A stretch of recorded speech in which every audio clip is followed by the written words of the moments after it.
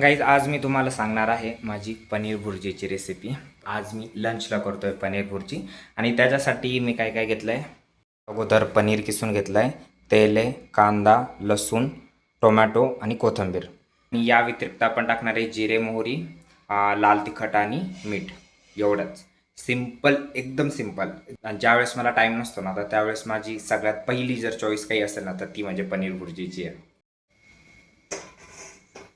सगळ्यात अगोदर आपण टाकणार आहे थोडंसं तेल।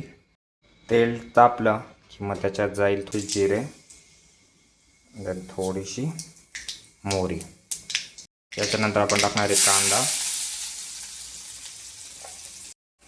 आणि कांद्यासोबतच घालणार आहे लसूण। कांदा थोडासा परतला की टोमॅटो आणि हे सगळं 2-3 मिनटं परतून घ्यायचं। आता याच्यात जाणार आहे थोडीशी हळद आणि लाल तिखट।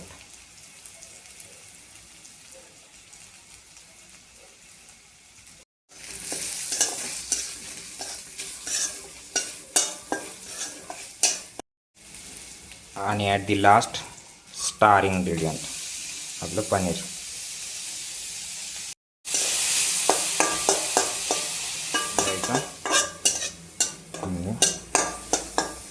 शेवट आपण टाकणार आहोत मीठ। 1 मिनिट परतून घ्यायचं।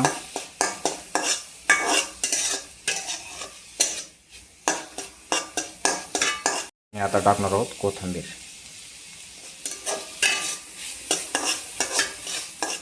आणि ही आपली पनीर भुर्जी तयार आहे।